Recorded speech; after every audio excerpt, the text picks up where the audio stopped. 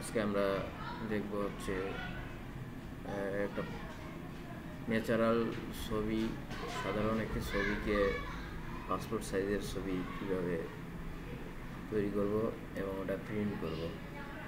মনোযোগ সহকারে ভিডিওটা দেখবেন।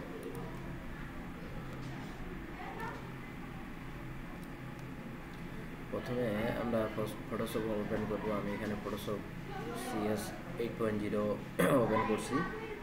এখান থেকে একটা পিকচার নিতে গেলে ফাইল থেকে ওপেনে গিয়ে যেখানে আপনার পিকচার আছে, যেমন আমার ডেস্কটপের মধ্যে পিকচার আছে, ওই ডেস্কটপ থেকে একটা পিকচার ওপেন করলাম।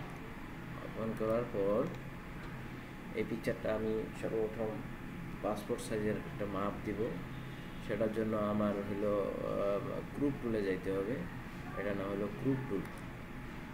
যাওয়ার পর এখান থেকে আমার হলো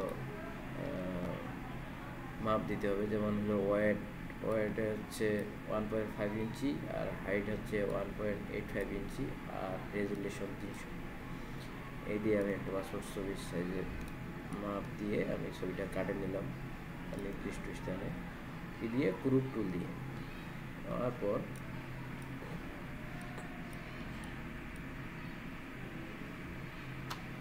এন্টার দিলাম। এন্টার দিয়ে ছবিটা পাসপোর্ট সাইজ করে কাটে নিলাম।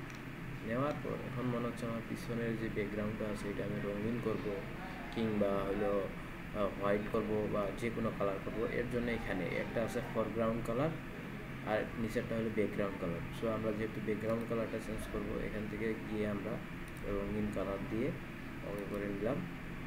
হ্যাঁ, নেওয়ার পর ফরগ্রাউন্ড কালার আপনার হোয়াইট থাকতে পারে বা অন্য কালার থাকতে পারে, তো আমরা ফলো করবো ব্যাকগ্রাউন্ড কালারটা। করার পর আমরা এখন কি ব্যাকগ্রাউন্ডটাকে সিলেক্ট করবো। ব্যাকগ্রাউন্ডটাকে সিলেক্ট করলে আমরা কি করবো, যে ম্যাজিক টুল দিয়ে আমরা সিলেক্ট করতে পারি। ম্যাজিক টুল দিয়ে সিলেক্ট কেন করতে পারি? যখন হলো এক কালার বিশিষ্ট কোনো ব্যাকগ্রাউন্ড থাকবে সেটা ম্যাজিক টুল দিয়ে, আর যদি বিভিন্ন কালার থাকে তাহলে আমাদের এই যে পেন টুল দিয়ে করতে হবে। তো আজকে আমরা ম্যাজিক টুল দিয়ে এক কালার বিশিষ্ট ব্যাকগ্রাউন্ড চেঞ্জ করা দেখব। ম্যাজিক টুলে ক্লিক করলাম। ক্লিক করার পর আমার এক কালার বিশিষ্ট ব্যাকগ্রাউন্ডটা কী হয়ে গেল? সিলেক্ট হয়ে গেল। সিলেক্ট হওয়ার পর এখন এই যে ব্যাকগ্রাউন্ড কালারটা চেঞ্জ করবো, এর জন্য control back space. Alter back space দিলে হলো ফরগ্রাউন্ড কালারটা সিলেক্ট হবে, আর হলো কন্ট্রোল ব্যাক স্পেস দিলে ব্যাকগ্রাউন্ড কালার চেঞ্জ হবে। তো আমরা ব্যাকগ্রাউন্ড কালারটা চেঞ্জ করলাম। করার পর এই যে সিলেক্ট করা অংশটুকু আছে, এটা আমরা ডিলিট করতে চাইলে কন্ট্রোল D হিসাবে ক্লিক করলে ডিলিট হয়ে যাবে।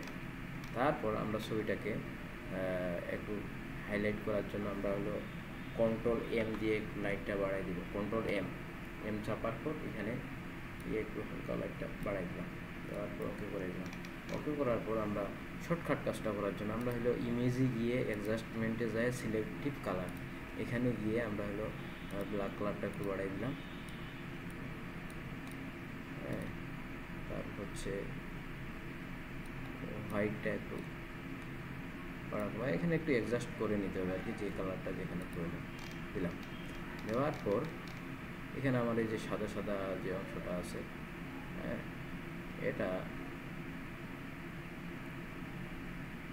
হলো এখানে গিয়ে ব্রাউন টুল এটা দিয়ে হালকা একটু এটা দিয়ে একটু এই যে গোলটা ছোটো করতে গেলে আমাদের হলো পি এর পরে যে আমাদের হলো ফার্স্ট ব্র্যাকেট শুরুটা আছে এটা হলো ছোটো করে, আর ফার্স্ট ব্র্যাকেট ক্লোজটা হলো বড়ো করে। সো আমরা হলো ফার্স্ট ব্র্যাকেট না, ওটা থার্ড ব্র্যাকেট বলে আর কি। এখান থেকে একটু ছোটো করে একটু করে আমরা এটা চুলের কালারটা করে দিলাম, যেটা আমাদের হোয়াইট দেখাচ্ছে। হ্যাঁ,